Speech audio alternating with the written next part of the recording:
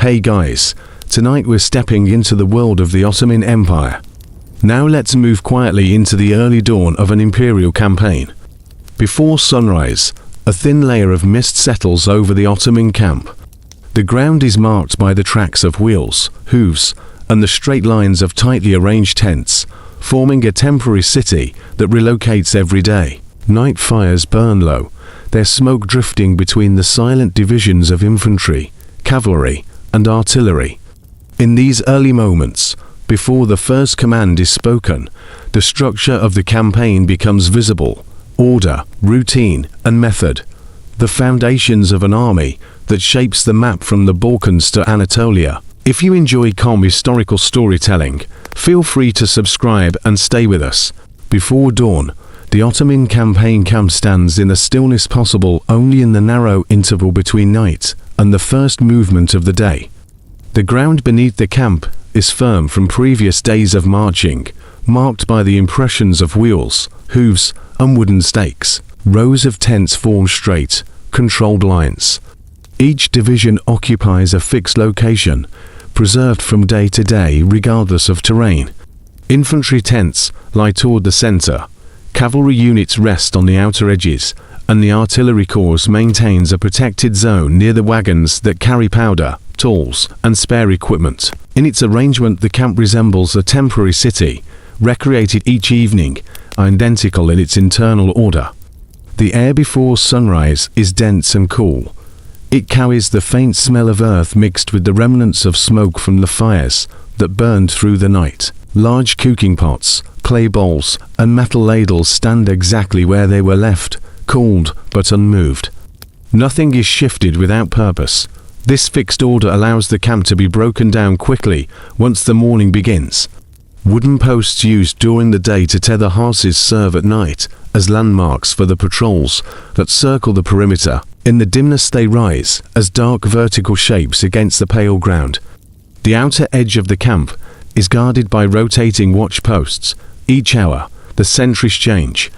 Their task is constant: observe all approaches to the camp, watch the road the army has just traveled, and monitor the direction it will march next. A force of this size depends on early detection of any movement, armed groups, travelers, or animals crossing into its path.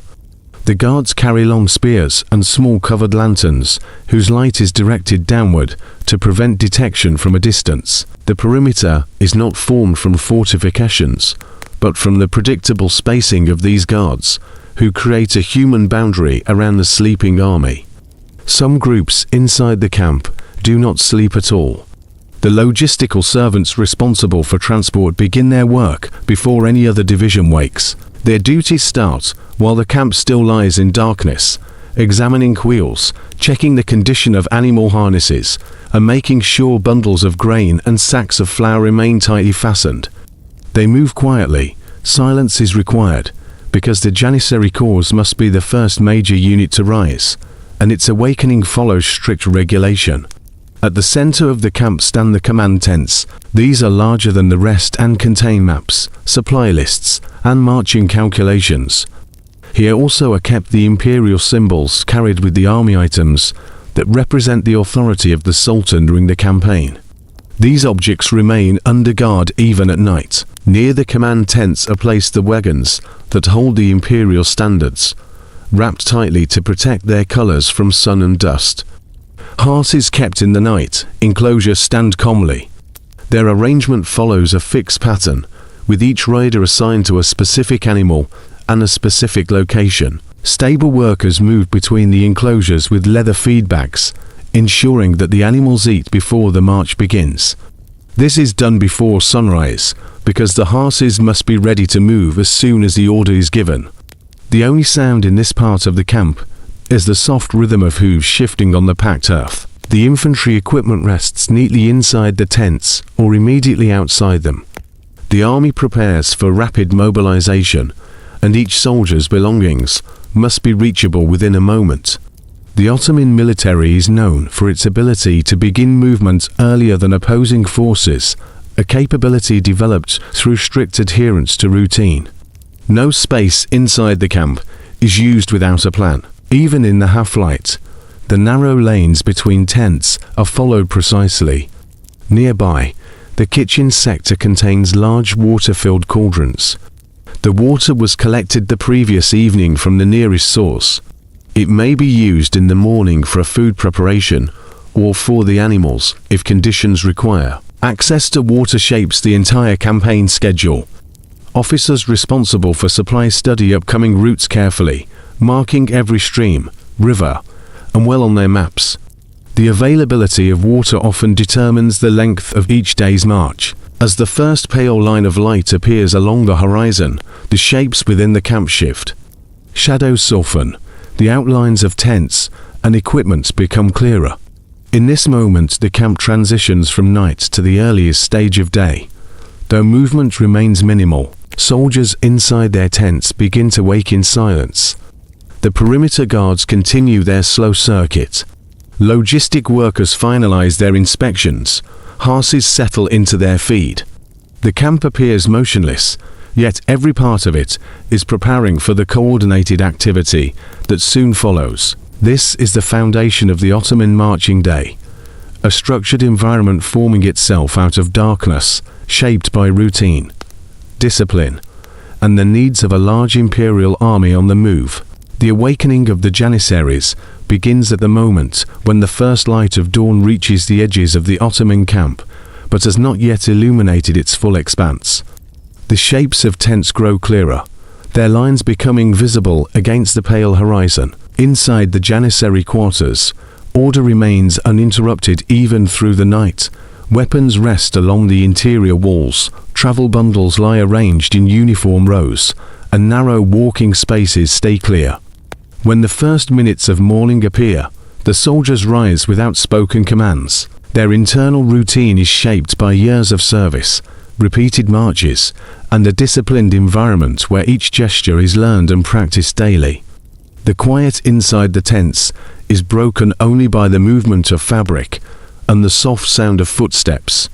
The Janissary Corps is structured around discipline rather than voice. There are no morning conversations, no exchanges before the day begins. Every soldier performs the same actions in the same sequence. The absence of family life within the Corps reinforces this uniformity. Personal affairs never influence the morning rhythm. The soldiers sit up, check their footwear, and turn to their weapons.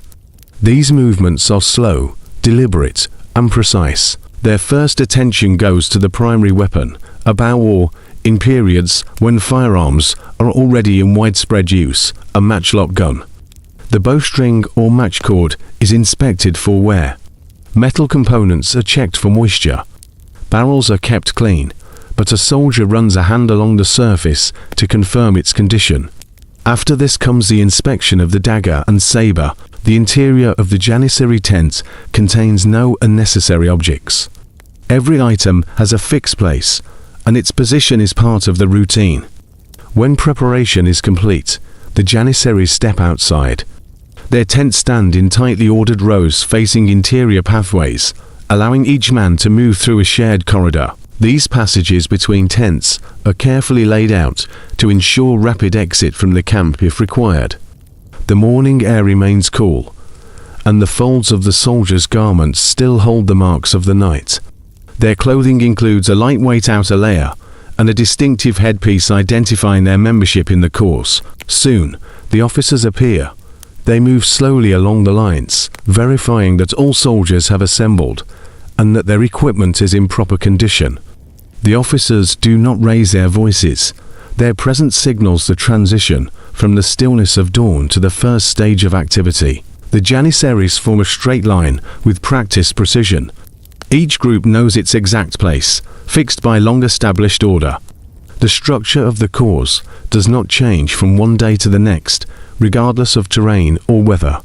At the same time, the kitchen sector begins its work. The cooks are not yet preparing the full morning meal, but they ready the hearths where simple rations will later be warmed. The Janissaries do not eat before inspection. Their ration is modest and regulated by long-standing provisions. Food will be distributed only after the Corps takes its position within the larger organization of the camp. As the sun rises further, shadows shorten. This is the moment when the Janissary line settles into full formation. The spacing between men is consistent. Weapons create a uniform silhouette across the clearing ground. These rows represent the infantry corps upon which much of the Ottoman army depends during a campaign.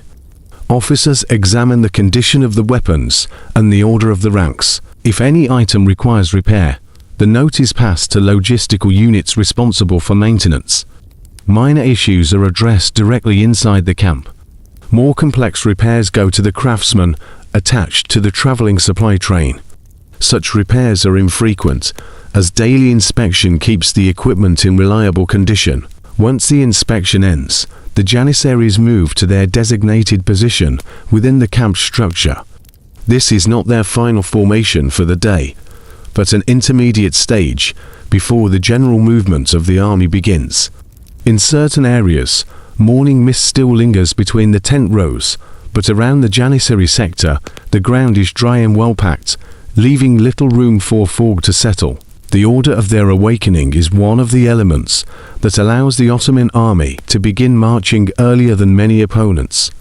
The routine, silent rising, precise placement of equipment, and strict linear formation creates a stable structure that supports all subsequent actions of the military day. While other divisions are only beginning to stir, the Janissaries already stand assembled, fully prepared and awaiting the commands of the central staff. Their morning is not an event, but a continuation of a system that remains consistent from one camp to the next. Morning activity in the Ottoman camp becomes visible first in the kitchens. These units form one of the most structured logistical components of the army. The cooks and their assistants rise earlier than most soldiers, because the preparation of fire takes time even in the most controlled conditions. The Ottoman military relies on large iron cauldrons and portable clay ovens, and both require slow ignition using dry wood, charcoal, or dung fuel collected the previous day. Before sunrise, workers move between the hearths, placing fuel in careful layers to ensure a stable flame. The first columns of smoke rise almost vertically in the cold air, forming thin grey lines above the central part of the camp. The kitchen course is not improvised. It is part of the ordu divana system, which organizes logistics, supplies, and daily provisions. Historical records from the 15th and 16th centuries describe how the Ottoman army maintained large traveling kitchens capable of feeding thousands of soldiers. Each major division, including the Janissaries, had access to its own cooking area, supervised by specialists called aksabak, the head cook, who directed the preparation of meals. Their responsibilities included inventory checks, distribution of grain, and the maintenance of cooking equipment. Food preparation begins with measuring grain from the storage wagons. Wheat and barley are the primary staples. These grains are transported in sealed bags to protect them from moisture, and their distribution follows weight-based calculations to ensure each unit receives the correct portion. The cooks pour grain into large cauldrons of water drawn from the previous evening's supply. If the march has brought the army into a region with limited water sources, rationing is implemented immediately, and the morning meal may be reduced. When rivers or wells lie nearby, the cauldrons are filled more generously, allowing enough food for both soldiers and support personnel. As the fires strengthen, the first odors of boiled grain and baking bread begin to drift across the camp. These meals are intentionally simple, reflecting the needs of a marching army. Grain porridge is the most common morning dish, followed by flatbread made from wheat flour.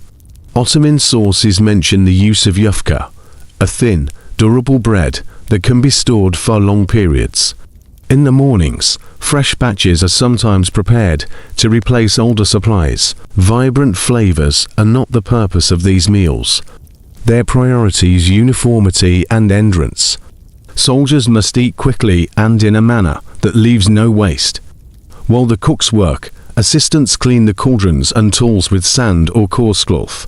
Metal implements used for stirring and serving are inspected for cracks, because damage during a march can disrupt the entire meal cycle for a division. the orderliness of the kitchen area is essential. If the camp must move suddenly, the workers must be able to extinguish fires and load equipment onto wagons in minutes. For this reason, the layout of the cooking posts mirrors that of the larger camp: straight lines, clear pathways, and predictable positions for each part and storage basket. The smoke rising from the morning fires serves another function. It becomes a visual signal inside the camp. When the first thin plumes appear, they inform officers that the kitchens have begun operating, and thus the timeline for the day is advancing. For the soldiers waking in their tents, the scent of burning fuel indicates that preparation for the march is underway. Daily life in the Ottoman army revolves around this regular rhythm. The appearance of smoke as much a part of military order as the sound of commands. Once the porridge cooks to the proper thickness, it is distributed in wooden or metal bowls. The cooks do not deliver food individually. Soldiers come in groups to receive their portion. This reduces congestion and keeps the flow consistent. Janissaries and other elite units maintain strict order in receiving their rations, which reflects the discipline of the corps. They eat standing or seated on small mats near their tents. The food is plain but sufficient in nutrition for long-distance marches.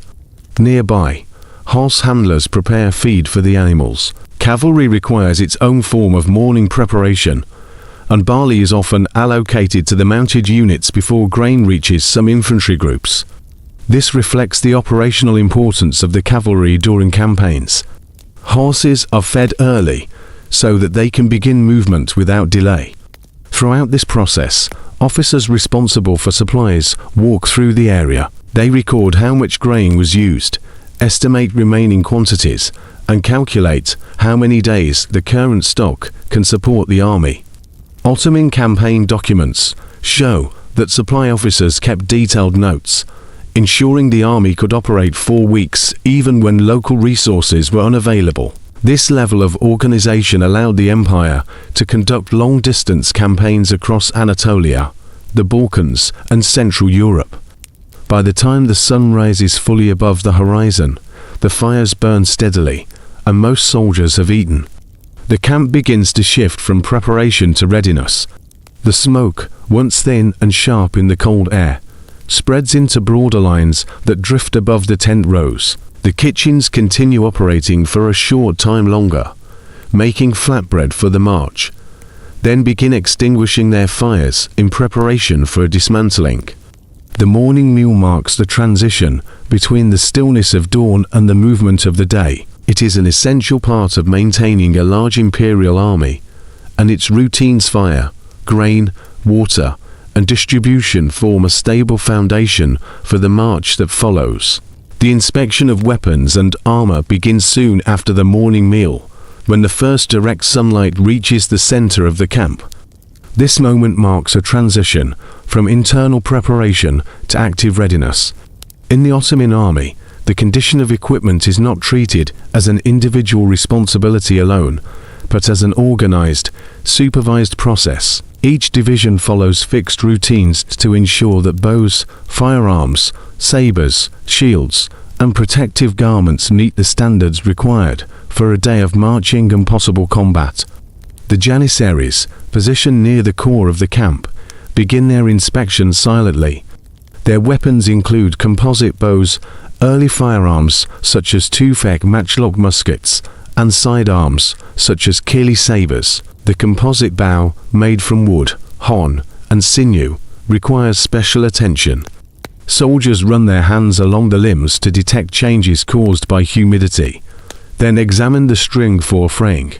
If the army marches in a region with morning moisture, strings may be warmed near embers before used to maintain tension, and a tested practice in Ottoman and broader Turkic archery traditions. For musketeers, the matchlock mechanism receives primary focus. The match cord must remain dry and intact. Any sign of thinning requires immediate replacement, taken from small rolls carried in pouches.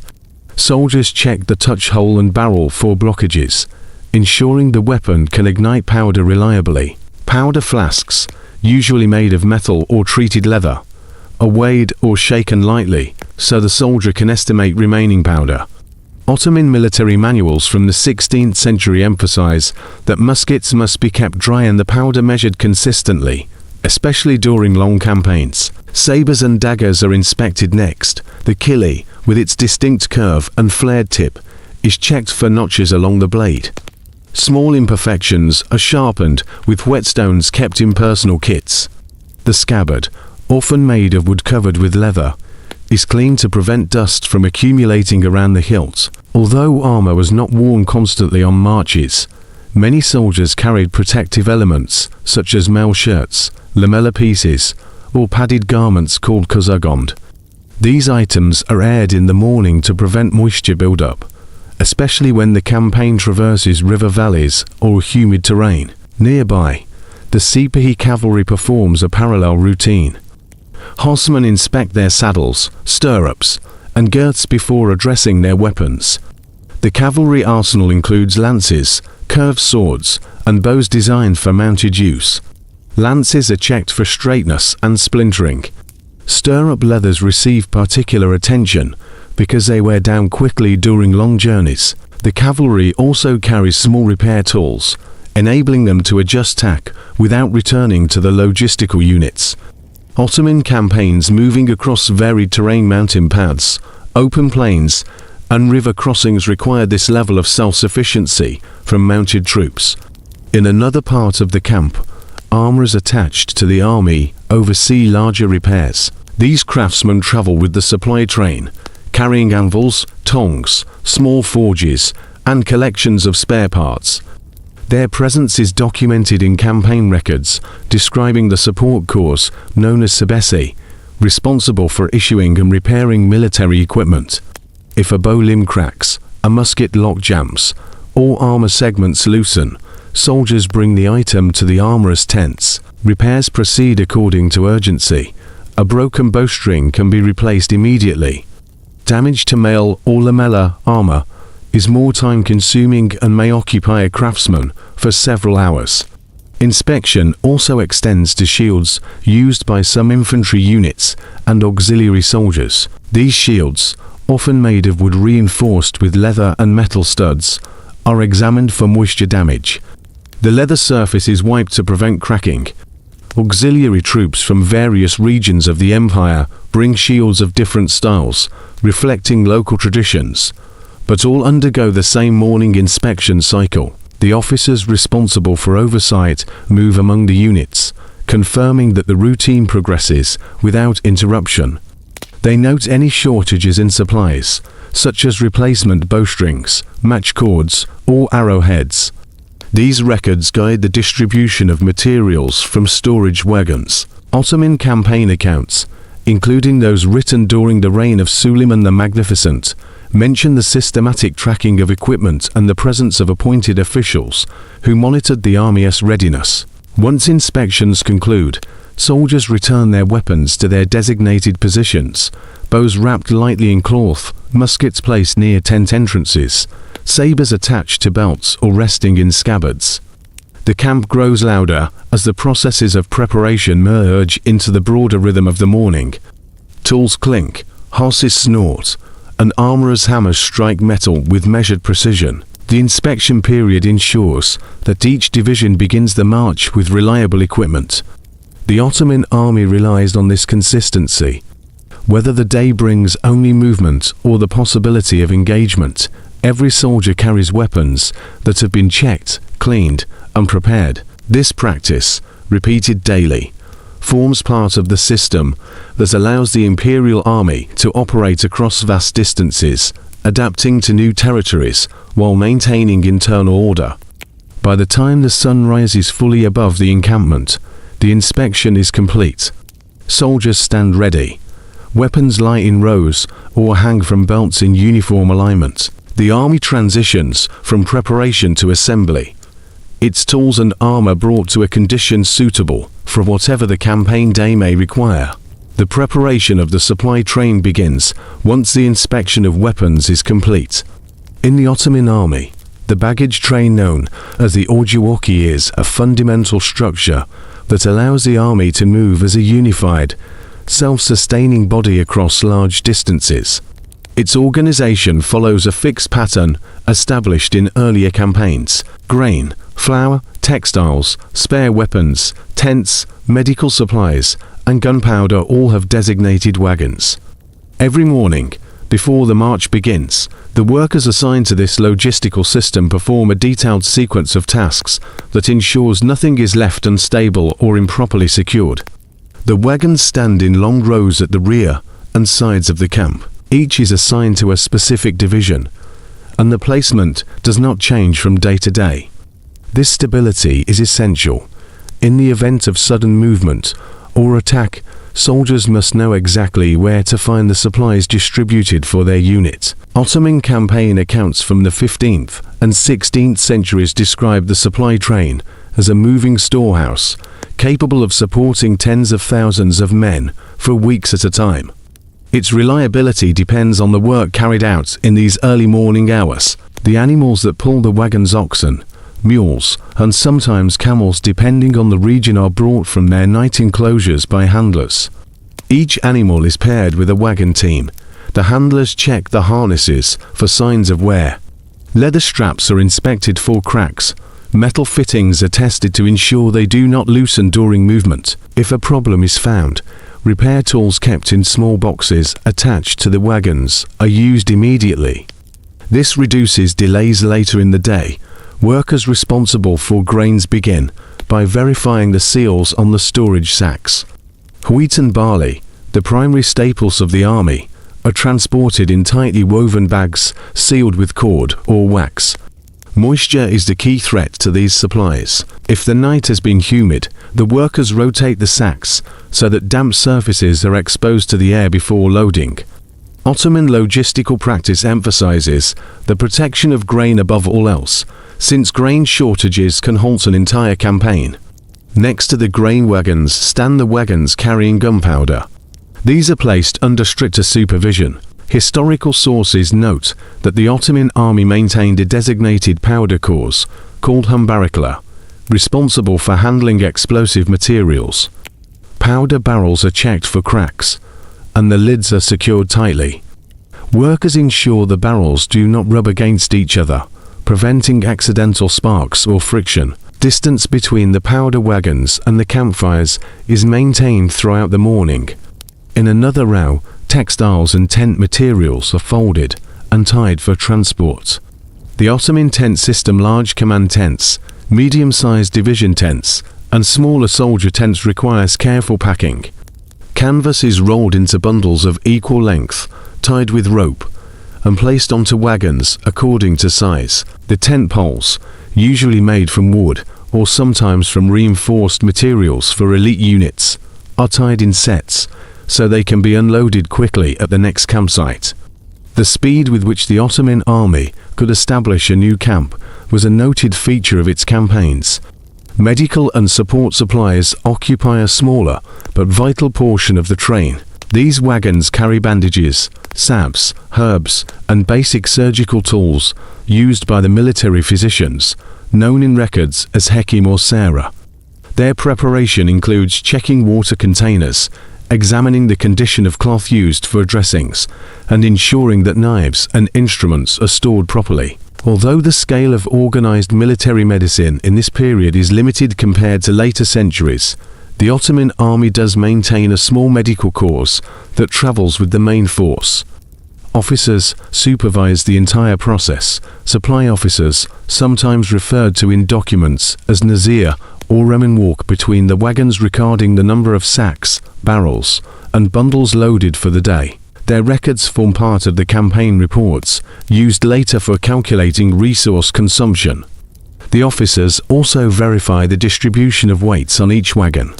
An uneven load can slow the march or damage animals and wheels. If redistribution is required, workers shift sacks until balance is achieved. The handlers then begin attaching the animals to the wagons. This is done slowly, often in silence, because the morning remains a critical period in maintaining order. Wagons must be ready to move in a precise sequence. Advanced supply wagons first, powder wagons in the middle, tent wagons later, and grain wagons last. The arrangement ensures that what is needed earliest in the next camp arrives first. As the sun rises higher, the supply train reaches full readiness. The wagons stand aligned, animals harnessed, drivers at their posts. The final task is inspection by the officers of the central staff.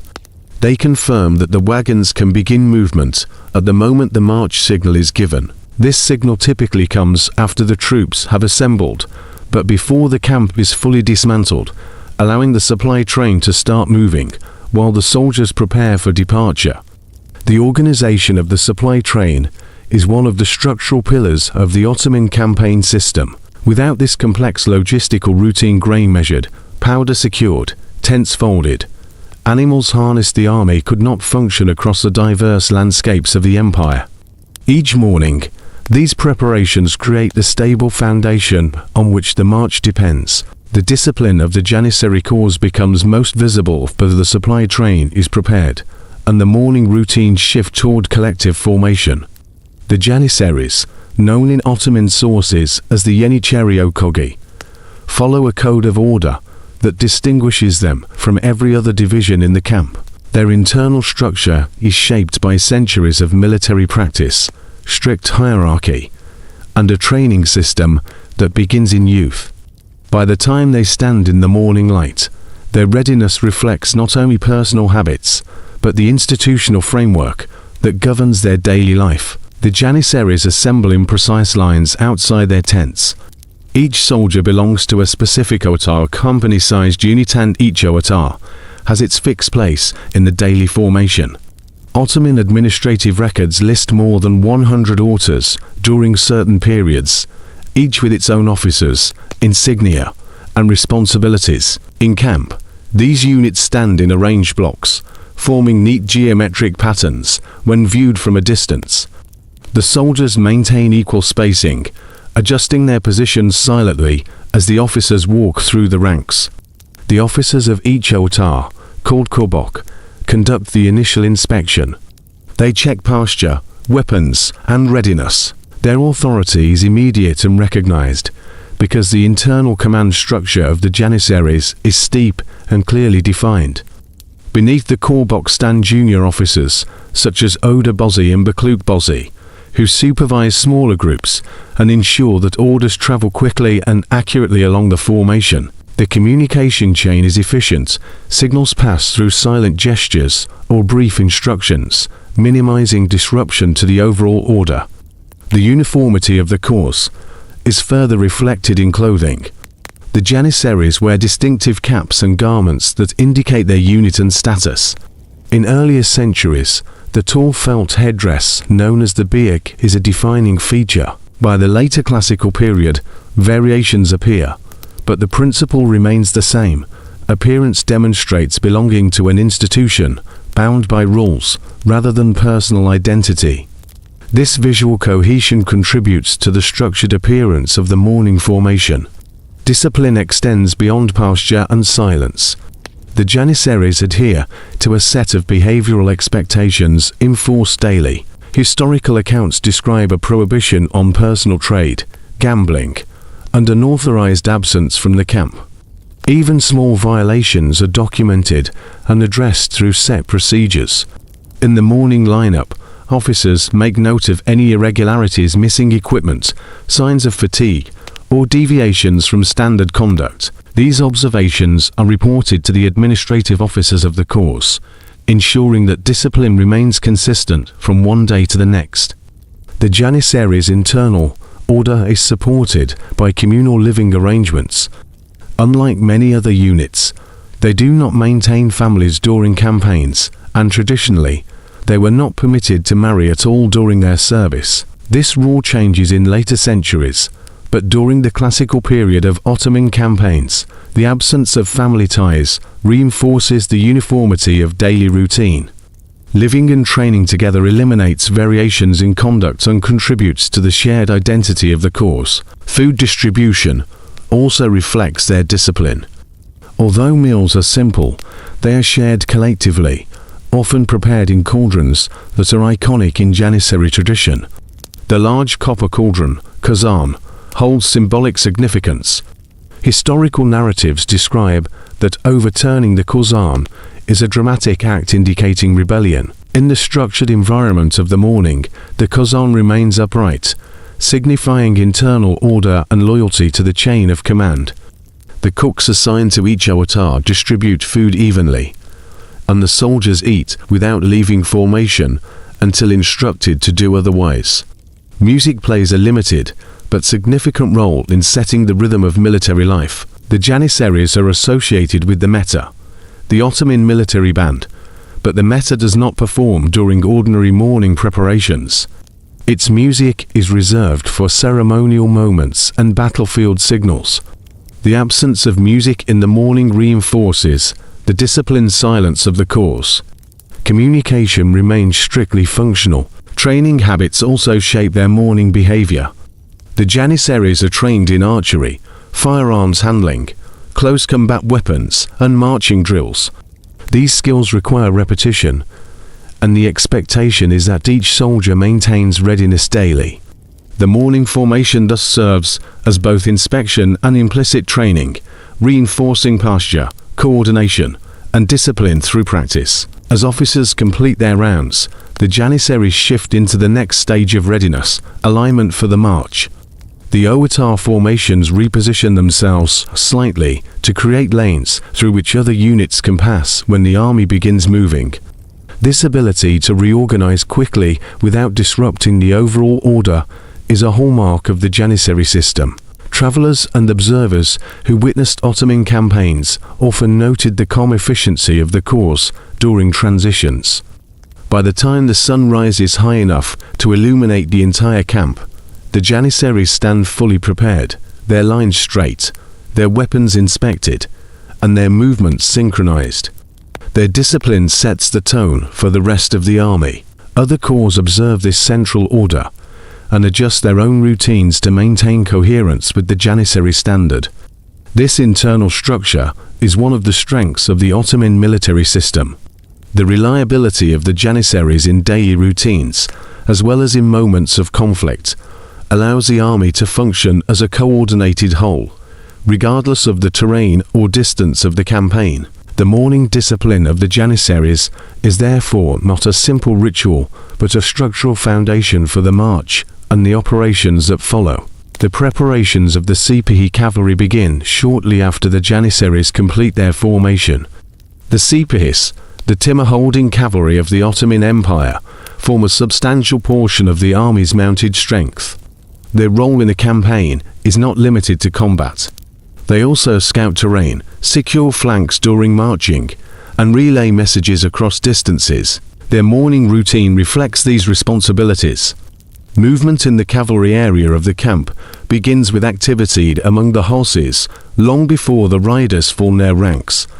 The horses are kept in night enclosures arranged in long, orderly rows. Each sipahi is responsible for a specific horse, recorded in timber registers and campaign rolls. The animals are brought from the enclosures into open lanes, where handlers begin brushing their coats, checking hooves, and tightening saddles. Horses used by the Ottoman cavalry are often of Anatolian, Arab, or Turkmen breeding bloodlines noted for endurance, agility, and suitability for long-distance travel. Their care is structured and consistent. A cavalryman inspects the horse's legs for swelling, ensuring the animal can endure the day's march. Saddles used by the sipahis follow designs optimized for long rides. The wooden frames are covered with padded layers and reinforced with leather. The saddle girth is checked twice, once by the handlers and once by the riders themselves. Stirrups must be aligned, and saddle cloths smoothed to avoid friction sows during extended movement. Ottoman cavalry equipment includes bags attached behind the saddle, carrying personal items, spare clothing, or basic tools. These are secured tightly, so they do not shift while riding. The sipahis gather their weapons next. Their typical arsenal includes a curved saber, a long lance, and a composite bow. Some carry small shields made of wood and leather, designed to be lightweight for mounted combat. The lance, or mizrak, is inspected for straightness. Riders ensure the shaft is free from cracks. The bow is inspected with the same attention given by infantry archers. Sipahis often carry extra bowstrings in small pouches attached to the belt. These strings are kept dry and replaced if there is any sign of wear. A sipahi's clothing reflects both rank and regional origin. Their garments are constructed from wool, felt, and occasionally silk, depending on status. Over these layers, many wear light armor such as padded jackets or mail shirts. Heavy armor is used selectively, as long campaigns require lighter protection. Morning rituals include tightening belts and adjusting layers for the day's weather. If the march leads into mountainous or colder regions, additional coverings may be tied behind the saddle. As preparations continue, horses begin to stand in more orderly lines. The animals shift their weight, snort softly, and stamp the earth. These sounds form a distinct chorus that marks the cavalry's awakening. The handlers guide the horses to face outward toward the camp's periphery, so that, when the signal for movement arrives, the sipahis can mount quickly and ride into position. Officers of the sipahi units move among the rows, checking readiness. The commanding officers, sometimes referred to as sipahi akask or timur leaders, verify that horses are saddled, weapons are secured, and riders are prepared for the day's route. Their oversight ensures synchronization across dozens of cavalry divisions. In larger campaigns, sipahis from different regions Rumelia, Anatolia, and frontier provinces may march together. Morning inspections help unify these diverse groups under a common standard. The cavalry is also responsible for scouting ahead of the main army. For this purpose, selected sipahis form small detachments that prepare earlier than others. These riders carry light supplies, water containers, and sometimes signaling tools. Their mission is to observe the terrain, identify suitable paths, assess river crossings, and report the presence of settlements or military threats. Their departure occurs before the full army begins its march. Campaign records from the reign of Mehmed II and Suleiman I describe the importance of such reconnaissance detachments, noting that they often determine the speed and direction of the day's movement. The horses receive a final feeding before the march. Barley is distributed in measured quantities, reflecting both supply considerations and the need to maintain the animal's stamina. Water distribution depends on proximity to streams or wells. If the camp is located in dry terrain, handlers use buckets filled the previous evening.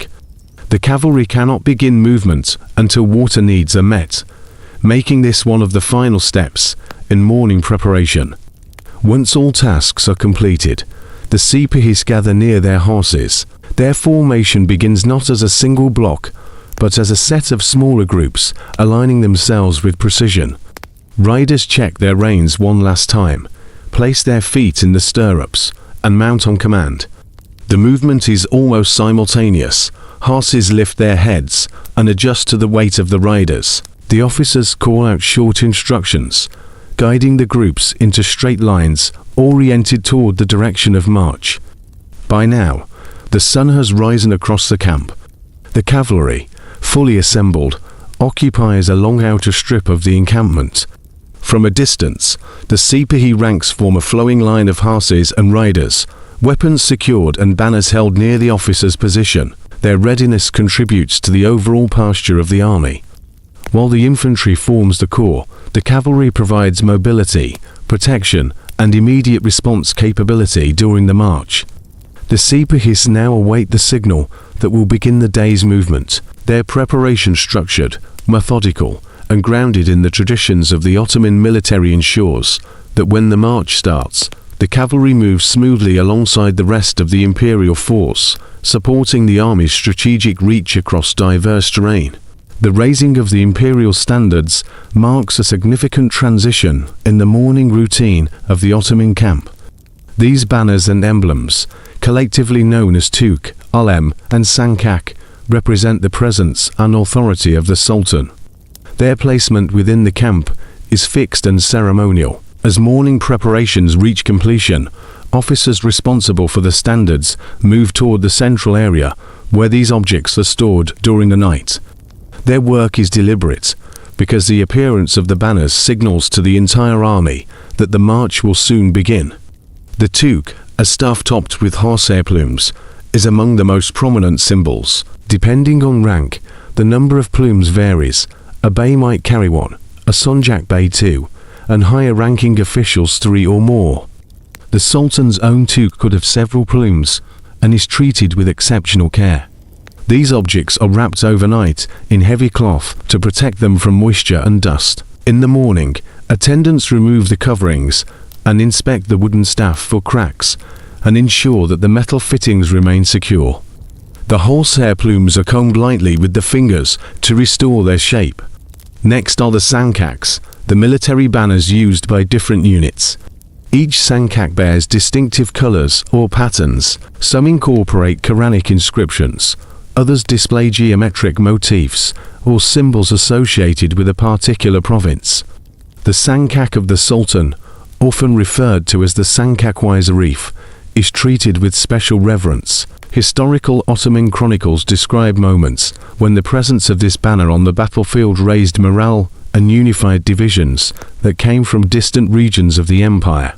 The alem, a pointed metal finial placed atop certain standards, is also part of the ceremonial structure. These finials, often crafted from brass or iron, are shaped into spearheads or crescents. They catch the morning light as the banners are raised. The officers responsible for the standards ensure that the alems are polished and securely fastened before the march begins. As the banners are unwrapped, the soldiers nearby become more alert.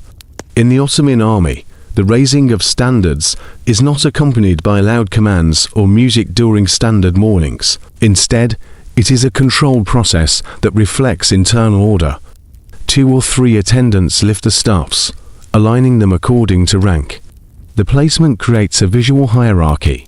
The Sultan's standard stands at the center, surrounded by the banners of elite units, followed by divisional and provincial sankaks arranged outward.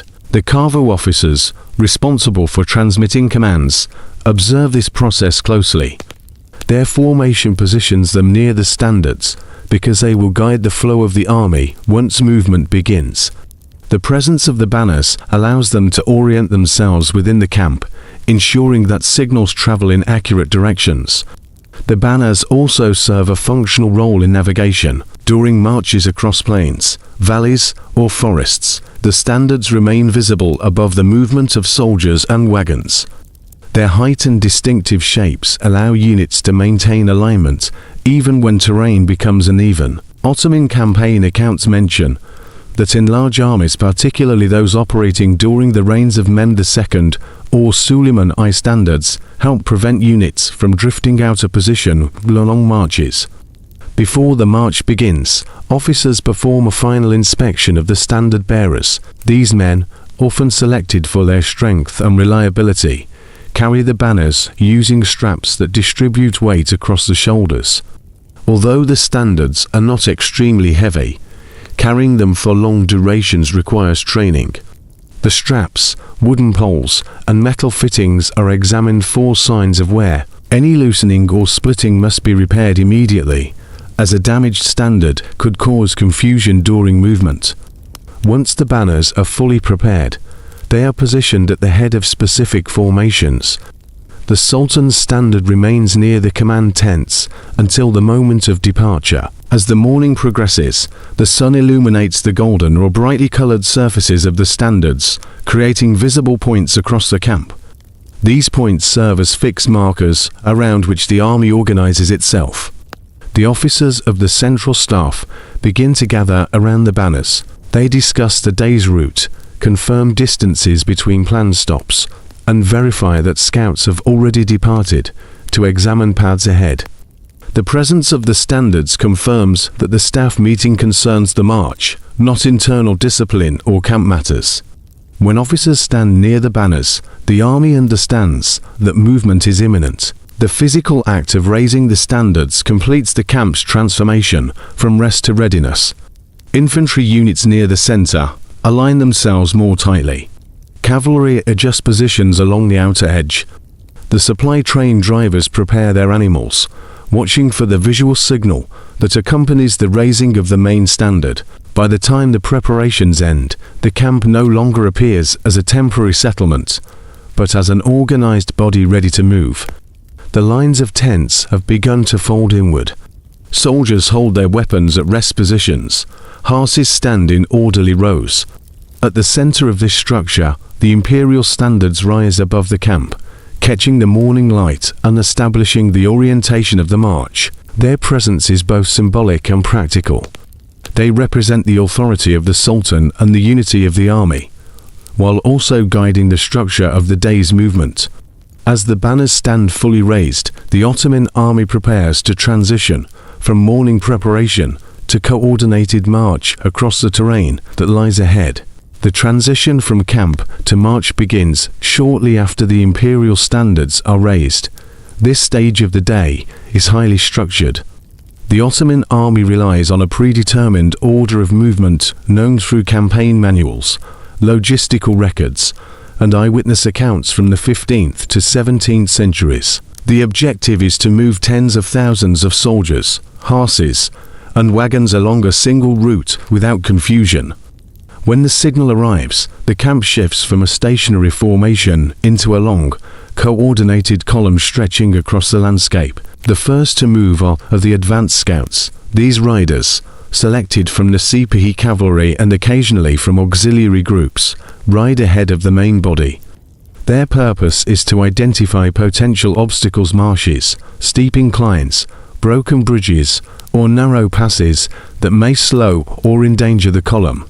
Ottoman campaign sources frequently emphasize the role of advance scouts in preventing delays. They also watch for movement from other armies or from local populations, particularly in regions where political loyalties are uncertain. Directly behind the scouts moves the vanguard infantry, often composed of lighter units and trained skirmishers. Their task is to secure the immediate path and ensure there are no threats before the main body arrives. In some campaigns, this vanguard is supported by mounted archers who remain flexible, riding ahead when the terrain opens and falling back when narrow paths demand tighter organization. After the vanguard comes the central infantry mass. This portion of the march includes the Janissary corps, positioned near the heart of the column. Their placement reflects their role. They serve as the stable core of the army, maintaining order and discipline during the march and ready to reposition if necessary. Marching in straight lines, they keep a consistent pace. Their weapons remain accessible, bows slung across the shoulder, muskets carried in a manner that protects the ignition mechanism from dust or moisture. Flanking these infantry divisions are detachments of sipahi cavalry. Their placement allows them to respond quickly to threats from either side. If the march crosses open plains, cavalry lines may spread wider, acting as a moving shield. In narrower terrain, they compress, riding in tighter ranks to maintain formation. The flexibility of the cavalry structure is one of the defining features of Ottoman military organization during campaigns. The supply train follows closely behind the core troops. Its position is carefully calculated. It must remain close enough to provide access to grain, water, and medical materials, yet far enough to avoid interfering with infantry pace. The wagons move in lines, each assigned to a specific division. Carts carrying gunpowder and artillery equipment occupy a central section of the train, protected by infantry escorts. Ottoman sources stress the importance of keeping powder safe from sparks and stray embers, so these wagons maintain distance from open fires used during short halts. Behind the supply train marches the artillery corps. By the 15th century, the Ottomans possess a significant number of cannons, including bronze pieces cast in central foundries. These guns require oxen, or large draft animals, for movement. Because of their weight, artillery pieces travel more slowly than infantry or cavalry. Their placement behind the supply wagons helps ensure a steady, continuous movement without halting the faster units. Crew members walk alongside the cannons, monitoring wheel strength and axle condition. Finally, the rear guard closes the column. This group includes cavalry units positioned to watch for any threat approaching from behind. The rear guard also ensures that no part of the marching column becomes separated. In uneven terrain, they help recover wagons that become stuck or assist soldiers who fall behind. Their presence maintains structural integrity across the entire length of the moving army. The process of leaving the camp is gradual. Tents begin to collapse in organized stages, starting with peripheral areas and ending with the central command tents. Workers fold canvas, tie poles, and load equipment onto designated wagons. Fires in the cooking area are extinguished completely, and ashes are covered to prevent wine from spreading embers. The Ottoman army is careful to avoid leaving anything that could start fires or indicate weakness to potential observers. Movement through the camp's boundary becomes systematic. Soldiers file through predetermined exit lanes. Horses and wagons pass in controlled sequences. Officers ensure that spacing between units remains consistent. Campaign records from the period describe this stage, one of the most disciplined aspects of the march. The transformation from a stationary settlement into a structured column requires coordinated effort across all levels of the army. Once the column is fully formed, the pace settles into a measured rhythm. Infantry walk at a steady speed. Wagons move at the rate set by their draft animals. Cavalry adjusts its tempo to match the line's progress. The standards remain visible above the center of the column, orienting units and maintaining alignment across the terrain. By the time the last wagons and rear guard leave the former campsite, the temporary city of the Ottoman army has disappeared. Only flattened grass, faint traces of ash, and parallel impressions of wheels remain. The army advances as a single, organized body, its structure preserved through routines that govern each morning of the campaign. The movement of the artillery corps begins once the marching column has taken shape and the supply train has moved into position. Ottoman artillery, known as top Q, plays a central role in the empire's campaigns. By the 15th century, the Ottomans possessed some of the most advanced siege guns in Eurasia, produced in imperial foundries at places such as Tarfane in Istanbul. These weapons require extensive preparation each morning, and their transport is one of the most carefully managed components of the march. The artillery pieces are positioned in a designated section of the column. Cannons vary in size, from smaller field guns to large bronze pieces capable of breaching city walls. Each type requires different teams of animals and handlers. Oxen are typically used for heavy guns because of their steady strength, while mules or horses may pull lighter pieces. Early in the morning, handlers examine the harnesses and wooden yokes, checking for cracks or loosened fittings. The wheels, made of reinforced wood bound with iron, are inspected to ensure they can withstand rugged terrain. Artillery crews walk beside their cannons, observing the movement of the wheels and axles. They use small tools to tighten bolts or adjust straps as needed. Ottoman campaign documents note that artillerymen carried basic repair materials with them, because a broken axle or damaged wheel could halt the entire column if not repaired quickly. In some campaigns, spare wheels are transported on separate wagons to ensure rapid replacement. Gunpowder is transported separately from the cannons.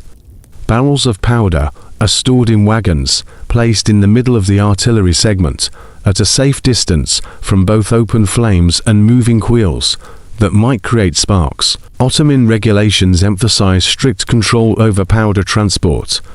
Powder barrels are sealed with strong lids and wrapped in cloth to protect them from moisture. The Humberock specialists responsible for explosive materials inspect these barrels every morning. They check for leaks, test the dryness of the powder through small samples, and ensure that the barrels remain tightly secured. Beside the powder wagons travel carts carrying cannonballs. These ammunition wagons hold stone or iron balls, depending on the type of gun in use. Stone balls are lighter and more common for large siege guns, while iron balls are used for smaller and medium-sized cannons. Each ball is placed in a padded wooden frame to prevent movement during travel. If the march crosses steep or uneven ground, crews adjust the padding to keep the ammunition stable. The artillery corps includes additional equipment, ramrods, wedges, ladles, and tools needed for loading and firing. These items are stored in wooden boxes attached to the wagons. Each box has compartments, so that tools remain in fixed positions even when the wagons shake. Crews periodically open the boxes to confirm that nothing has shifted or broken during the previous day's march. Artillery officers walk ahead of the segment, communicating with the commanders of the infantry and supply train. Their task is to ensure that the artillery maintains proper spacing. Large cannons cannot stop abruptly or accelerate quickly, so the pace of the march must match the speed of the artillery. If the infantry moves too fast, gaps develop. If the artillery slows too much, the rear of the column becomes compressed. Ottoman military organization accounts for these factors, assigning officers to coordinate movement across all segments of the column. When the march crosses rivers or creeks, the artillery segment requires special attention.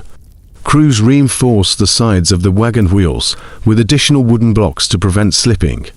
Soldiers build temporary ramps or fill uneven ground with branches and stones so that the heavy guns can cross safely. Accounts from campaigns in the Balkans describe situations where the army constructed makeshift bridges using felled trees to support the weight of siege guns. In mountainous terrain, the challenges increase. Heavy cannons are difficult to maneuver along narrow paths.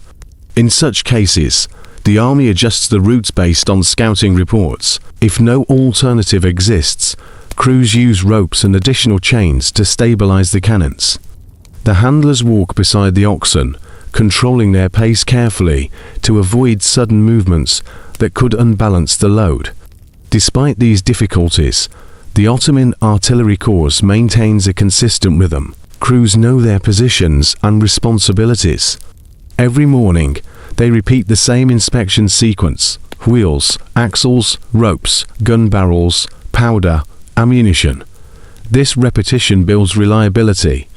By the time the march begins, each cannon is secured, each wagon properly aligned, each team of animals prepared for the day's movement. The artillery's placement within the marching column reflects its importance. Although these guns are heavy and slow, their presence is essential for sieges and for demonstrating the strength of the imperial army.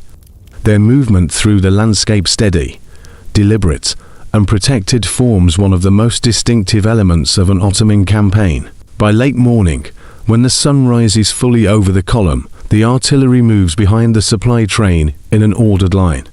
Oxen lean into their harnesses, the wheels turn steadily, and the crews walk beside their guns with measured steps.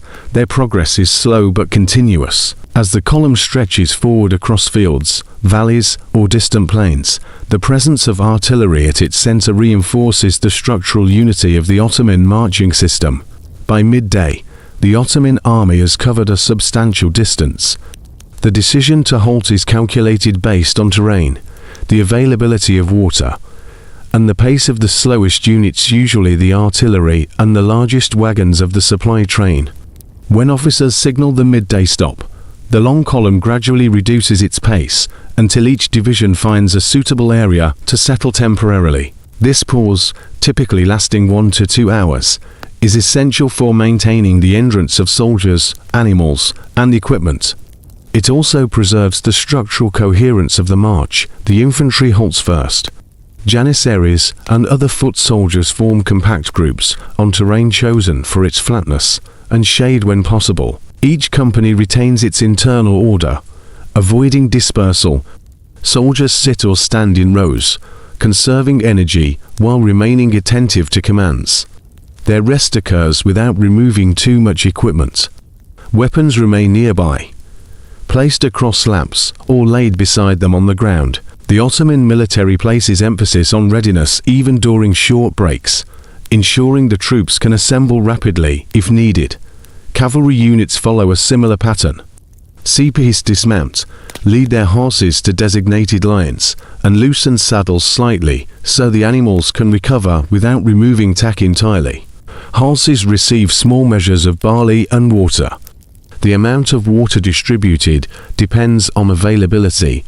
When the halt occurs near a stream, handlers use buckets to fill troughs quickly.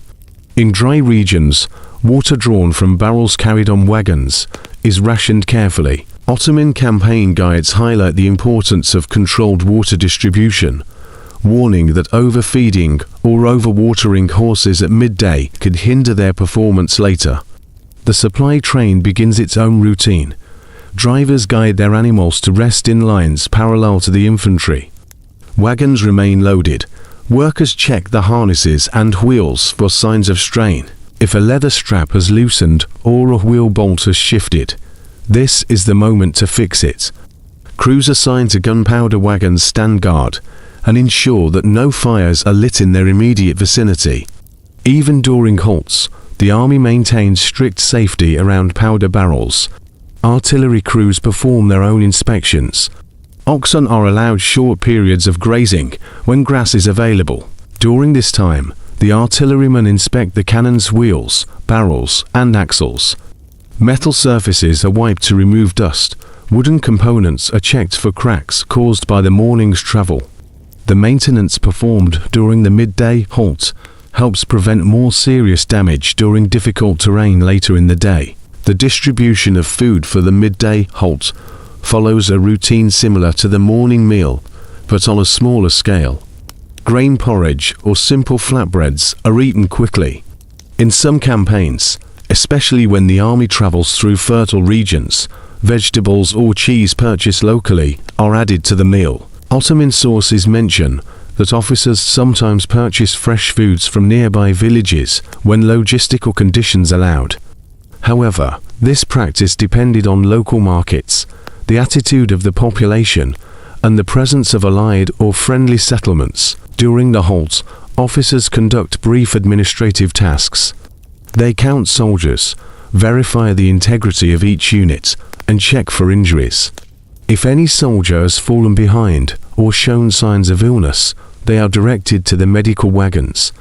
The military physicians, Hekim and Sarah, use this time to examine wounds, apply salves, or treat fevers. Their supplies, carried in chests with organized compartments, include medicinal herbs, cloth bandages, and basic surgical tools.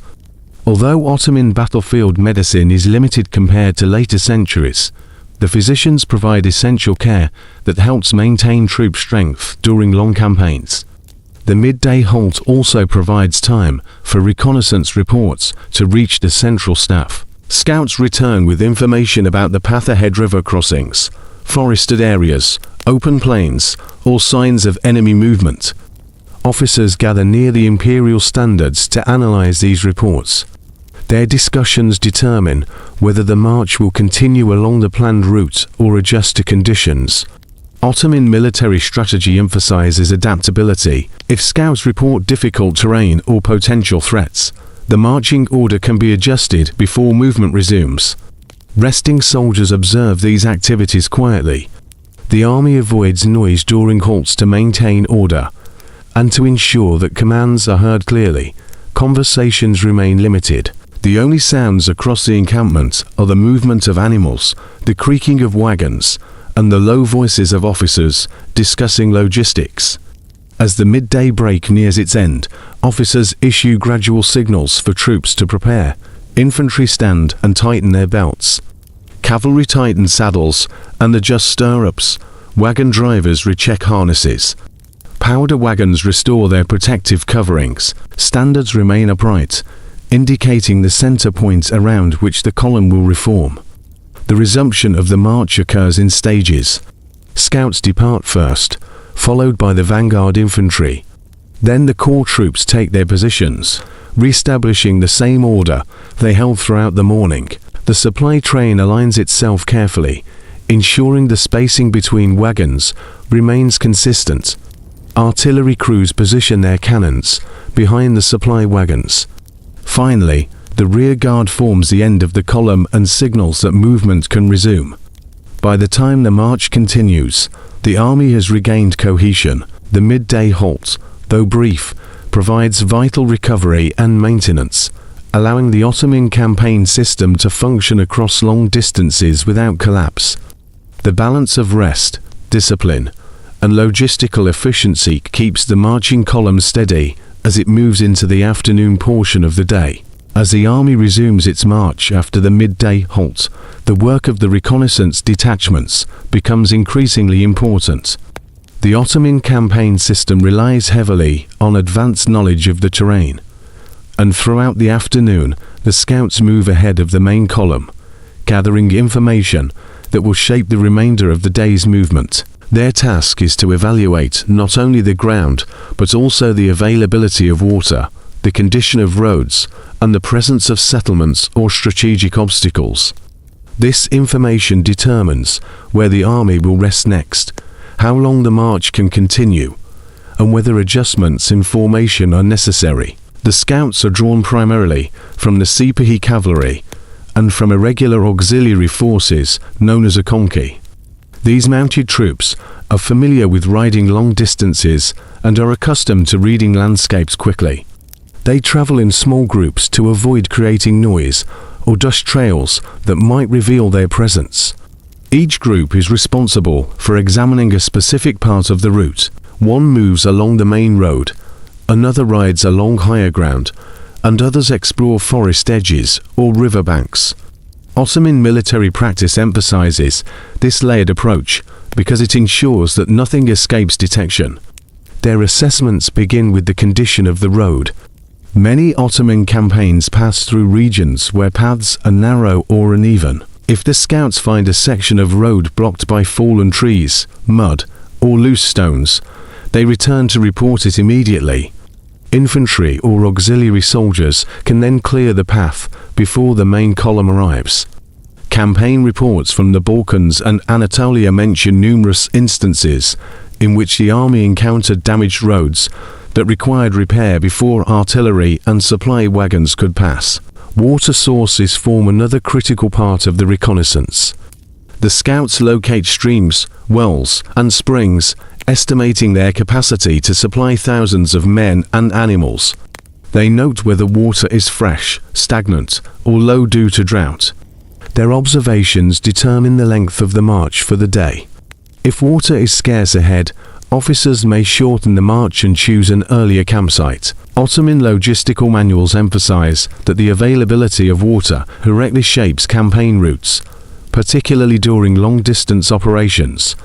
Settlement patterns along the route also influence decisions. Scouts identify villages, farmsteads, and fortified structures. Their task is not to engage with these places but to observe. They check whether the buildings appear inhabited, abandoned, or fortified. Local populations can play various roles during campaigns. Some provide supplies, some avoid the army, and others watch cautiously. The scouts report signs of activity in fields, smoke from chimneys, or movement within settlements. This information helps officers decide whether to send negotiators for supplies or avoid certain areas altogether. Terrain features receive special attention. Hills, ridges, and narrow passes can affect the distribution of troops. If a steep incline lies ahead, the scouts mark its location and estimate how long it will take for the artillery to ascend. When the march passes through forested areas, they look for signs of ambush, as the presence of animals that might startle wagons and horses. In open plains, they scan for dust clouds that might indicate movement of other forces. Their observations allow the central command to prepare responses long before the main body reaches these points. The scouts also watch for natural obstacles that could slow or endanger the column. Rivers require careful mapping. They identify whether the river is shallow enough to ford or if it requires bridging. Ottoman artillery records describe how soldiers occasionally constructed temporary crossings using felled trees and packed earth. If the river proves impassable for heavy equipment, the scouts indicate alternative routes for the artillery and the supply train. All information collected by the scouts reaches the officers supervising the march. These officers gather near the imperial standards during brief pauses and compare reports. Decisions about the afternoon's movement are made based on these findings. If the scouts report favorable terrain and abundant water, the march may continue longer. If difficulties are detected, officers adjust spacing within the column to prevent delays. This adaptability is one of the structural strengths of the Ottoman army. Throughout the afternoon, the scouts maintain continuous movement. They ride ahead, return with information, and depart again. Their role is not limited to initial exploration. They monitor conditions as the column advances. If dust clouds rise to high or if the cavalry flanks detect unusual movement, the scouts investigate. Their constant vigilance allows the army to maintain order and avoid unexpected disruptions. The communication between scouts and the main column is organized. Messages pass through mounted couriers who ride directly to the officers near the standards. The couriers deliver brief reports, often containing only essential details. The officers interpret these messages and relay instructions to the infantry, cavalry, and wagons. Ottoman campaign journals describe this communication system as efficient and precise, capable of functioning even during long days of marching or unfamiliar regions.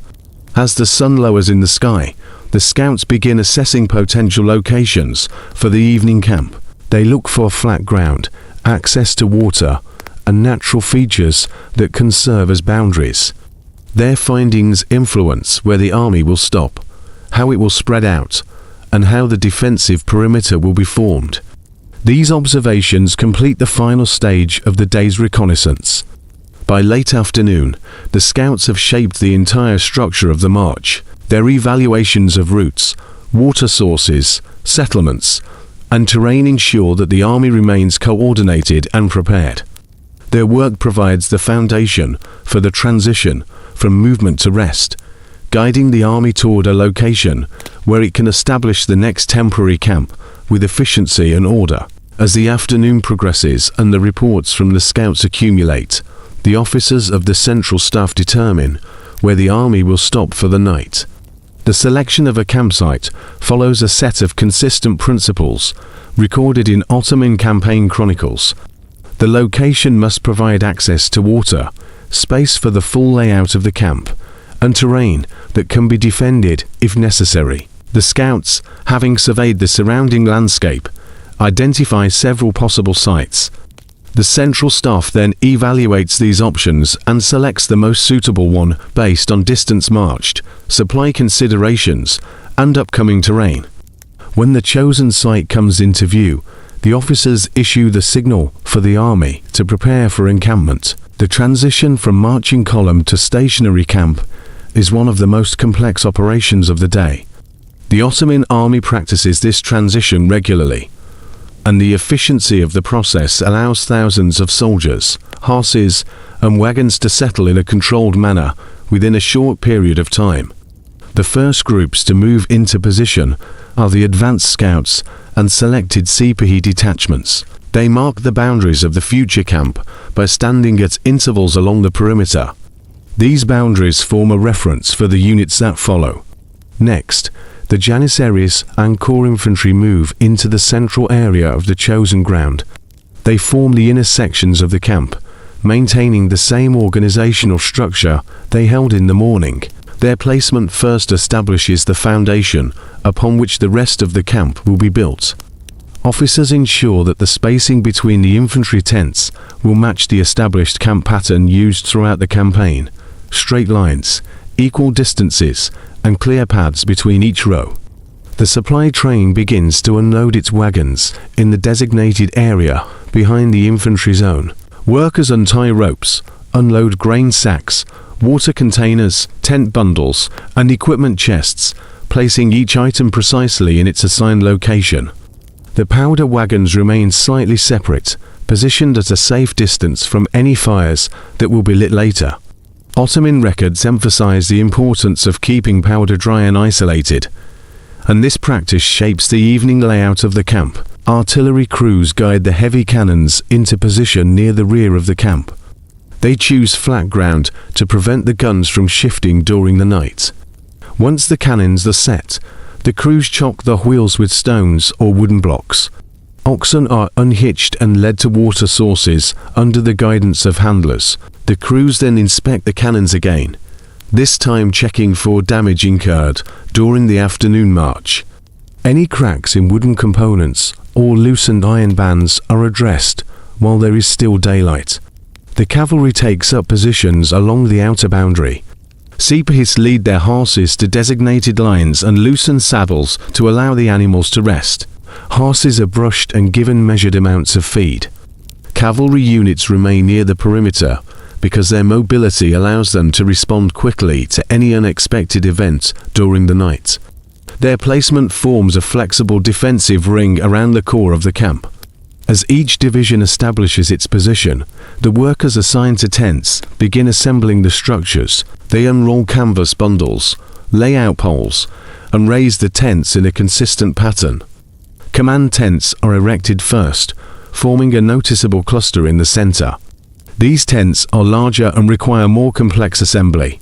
They house maps, records, and officers' belongings. Around them rise the tents of senior commanders and administrative staff. In other sections of the camp, smaller soldier tents appear in straight rows, forming the same compact city-like arrangement seen each morning. Water distribution begins soon after the camp structure takes shape. If the site is near a stream or river, soldiers fill large containers and carry them to the tent rows. Water is used for drinking, cooking, and limited washing. When water is scarce, distribution becomes rationed, and officers record the allocation to ensure the supply lasts through the evening and into the next morning. The food preparation for the evening meal starts at the same time. Cooks set up temporary hearths using stones or portable grates. They begin preparing grain porridge or simple stews using lentils or vegetables obtained earlier in the day. The evening meal is typically larger than the midday portion, intended to restore the energy lost during the march. Once the fires are lit, the scent of cooking spreads through the camp, signaling that the day's movement has ended. By now, the sun has lowered behind the horizon, and the last stages of camp organization proceed in the dim light. Officers walk through the rows, verifying that each unit has taken its assigned position, that tents stand correctly, and that equipment is placed where it can be reached quickly.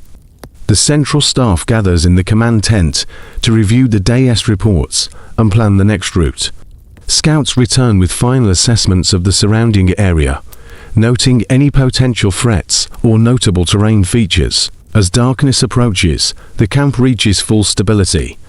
The tents form aligned grids, the cavalry stands along the perimeter, and the artillery rests in its secured positions.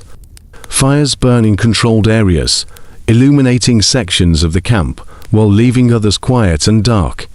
The temporary settlement of the Ottoman army, built in minutes from the marching column, now stands complete. It mirrors the same structure that existed the previous night and the night before, bound together by routines that guide every day of the campaign. When the evening camp is fully established and the initial tasks of setting up tents and tending to animals are complete, the Ottoman army transitions into its structured evening duties. These responsibilities, carried out consistently across campaigns, support the stability of the entire military system. The evening hours are not idle.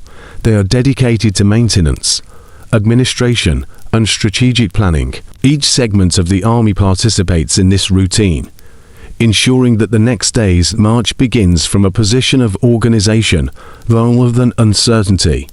The first component of evening duty involves the maintenance of equipment. Infantry soldiers check their weapons again, examining the condition of bowstrings, match cords, arrows, or musket barrels. The inspection performed in the morning does not eliminate the need for another review. Dust, moisture, and general wear from the day's march can cause subtle changes that would interfere with weapon reliability. Soldiers wipe blades, adjust belts, and store weapons in accessible locations for the night.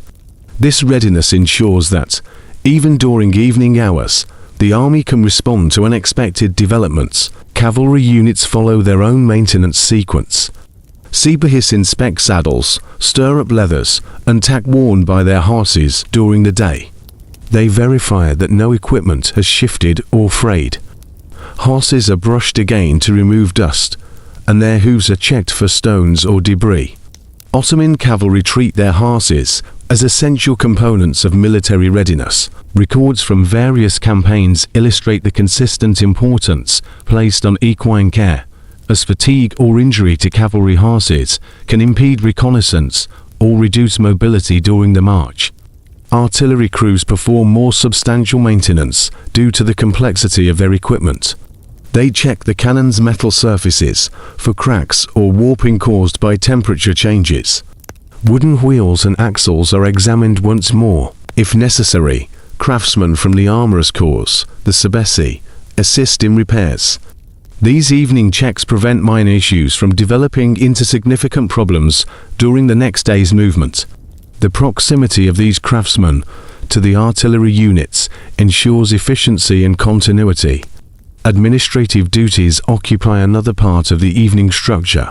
Officers from each OTA or cavalry unit gather near the command tents to record details from the day, the number of soldiers present, any injuries, the condition of equipment, and supplies consumed.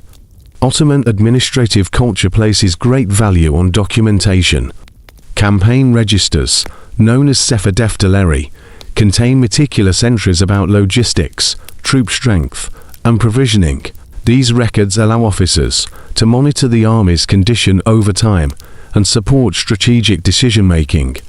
Supply officers review the status of grain, water, and fodder. They calculate how many days' worth of supplies remain and determine whether the next day's route must pass through areas suitable for replenishment. If the scouts have identified villages or markets ahead, the supply officers discuss the possibility of obtaining additional food or materials. If the region is sparsely populated, they adjust the distribution plan to ensure that supplies last until the next opportunity for resupply. While officers handle records, the central staff convenes inside the main command tent. Maps are unrolled and secured on low wooden tables. Oil lamps provide steady but subdued light. Reports from scouts are read aloud, detailing terrain features, water sources, distances, and any signs of movement nearby. Officers analyze these observations, compare them with information gathered earlier in the day, and decide the next segment of the route. Ottoman military planning emphasizes flexibility. If the path ahead presents obstacles or risks, alternative routes are selected. Communication between units also forms part of evening duties. Messengers carry updated instructions to infantry and cavalry officers. These instructions specify distances to be covered the next day, any changes in marching order, and the time at which morning routines will begin. The clarity of these messages helps maintain coherence across the army. The chain of communication ensures that every segment of the camp moves according to the same plan.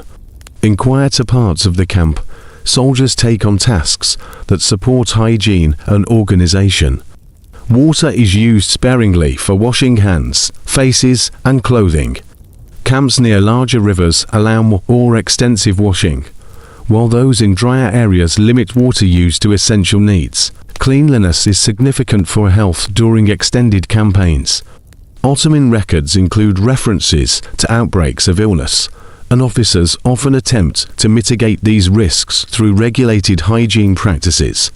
Evening cooking continues as the light fades. Large cauldrons produce the main meal of the day.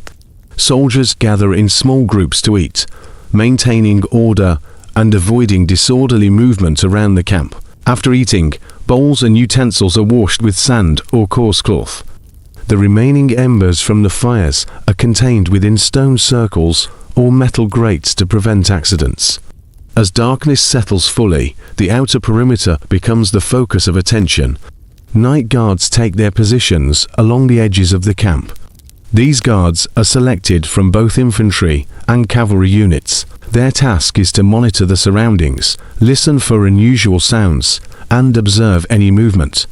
The boundary is also marked by the placement of torches or small lanterns at designated points. The aim is not widespread illumination, but controlled visibility. Too much light could expose the camp to observation.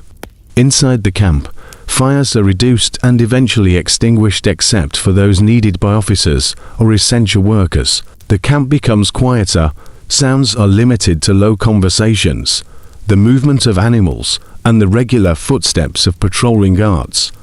The last of the administrative work concludes, and officers return to their tents. The day's records are stored in protective cases. By this time, the camp has completed its transition from movement to evening stability. Maintenance, planning, communication, and organization come together to ensure the next day begins with the same structure. The Ottoman army, even during rest, remains ordered and prepared.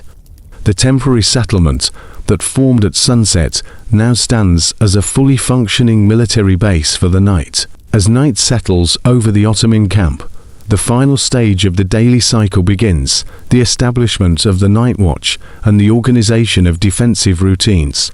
Even during prolonged campaigns, far from immediate conflict, the army maintains a strict system of nighttime vigilance. This practice reflects both logistical necessity and long-standing military discipline. Ottoman sources describe the night watch as a structured operation involving selected soldiers, designated patrol paths, and clear responsibilities that ensure the safety of the camp until dawn. The outer perimeter is the first line of defense. Along this boundary, chosen soldiers take their positions at regular intervals. These guards come from both infantry and cavalry units, depending on availability and the nature of the surrounding terrain. Each guard position is fixed, marked by a torch, stake, or notable feature in the landscape. Guards stand facing outward, monitoring the darkness beyond the camp. Their role is to detect movement, whether human, animal, or environmental, that might require further attention. They carry spears, bows, or matchlock muskets, depending on their unit. A structured schedule governs the rotation of these guards. The night is divided into watches, and each watch lasts a set number of hours. As one group completes its shift, the next arrives silently to replace them. This rotation ensures that no guard remains in position long enough to lose alertness. Ottoman military regulations specify penalties for guards found asleep at their posts, highlighting the seriousness with which this duty is regarded. Inside the perimeter, patrols circulate along designated paths. These patrols are composed of small groups, often with one officer and several soldiers. Their route takes them around the boundaries, through the interior lanes of tents, and near the artillery and supply wagons. Along the way, they check that fires are fully extinguished except for those approved for essential use. They also ensure that no soldiers wander outside their units or disturb the order of the camp. Patrols report irregularities directly to officers stationed near the command tents. The command tents form the central point of nighttime administration.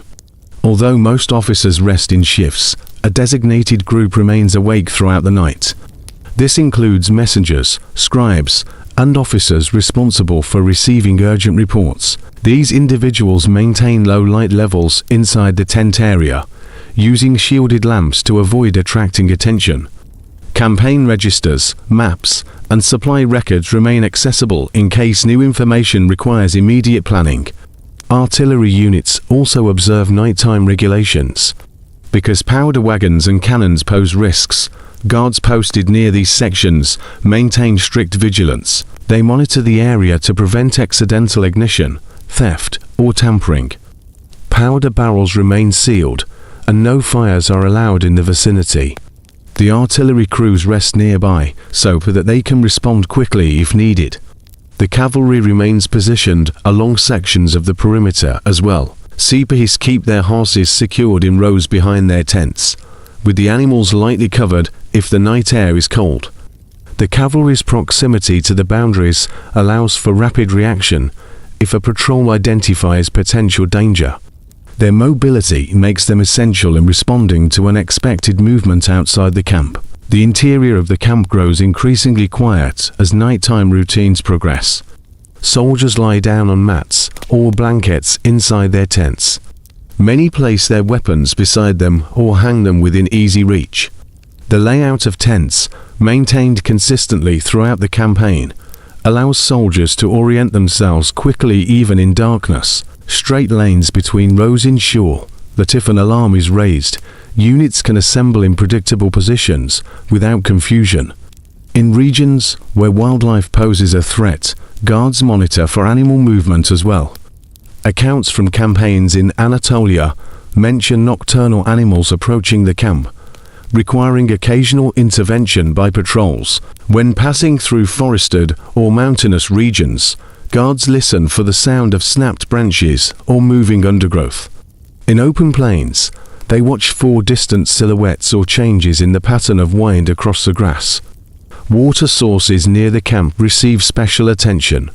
Guards are placed near streams or wells to ensure no one tampers with the water supply. Access to clean water is critical to the army, and protecting it during the night prevents contamination or depletion. In some instances, fences or temporary barriers are placed around water sources to control access until morning. Communication between guards and officers follows an established pattern. If a guard notices suspicious movement, he signals to the nearest patrol without shouting, often by striking a small object or using a gesture visible by torchlight. The patrol investigates and reports to the officers. This quiet communication prevents alarming the entire camp unnecessarily, while ensuring information reaches those who need it. As the night progresses, the camp settles into a steady rhythm. The perimeter remains under constant observation. Patrols continue their circuits at measured intervals. Officers maintain their stations near the command tents. The Empire's temporary city stands in ordered stillness, its structures aligned, its routines preserved. By the final watch of the night, the camp has completed its cycle of preparation, movement, and rest. The army remains secure behind its organized defenses. The silence, interrupted only by the movement of guards and the distant sounds of animals, represents not a lack of activity, but the steady functioning of a disciplined military system. When dawn approaches, the light will reveal a camp ready to begin the cycle again. Weapons checked, horses tended, banners raised, and the marching column assembled for another day of movement across the landscape. The daily cycle of an Ottoman campaign reflects a military system built on routine, discipline, and controlled movement across large distances. Each stage of the day, from the silent order of the pre-dawn camp to the structured vigilance of the night watch, demonstrates how the army sustains cohesion while traveling through varied terrain. Its operational strength lies not in exceptional moments, but in the repetition of tasks that maintain readiness. The morning inspection of weapons, the organization of the supply train, the movement of artillery, and the measured pace of infantry and cavalry along the marching route. The internal hierarchy of the Janissaries and the mobility of the sipahi cavalry provide complementary roles within the column. The Janissaries anchor the center with consistent discipline, while the cavalry extends the army's reach, scouts the terrain, and secures the flanks. The artillery corps, despite the burden of heavy equipment, contributes the capability essential for sieges and fortified encounters. Each component functions within a system that balances speed with stability. Logistical preparation remains central to the campaign's success. Grain, water, fodder, and powder are measured, protected, and distributed according to established procedures. The selection of campsites follows clear criteria, ensuring that the army maintains access to resources and defensible positions. Evening routines further reinforce the structure of the army, as maintenance, record-keeping, and planning prepare the force for the next day's march. Security completes the cycle. The night watch forms a protective ring around the temporary city created each evening, relying on rotation, patrols, and controlled illumination. This system preserves order even during rest. Across these repeated patterns, a single principle defines the Ottoman campaign: sustained organization. Through consistent daily routines, The army remains capable of moving across continents while maintaining the structural integrity, if necessary, for military operations.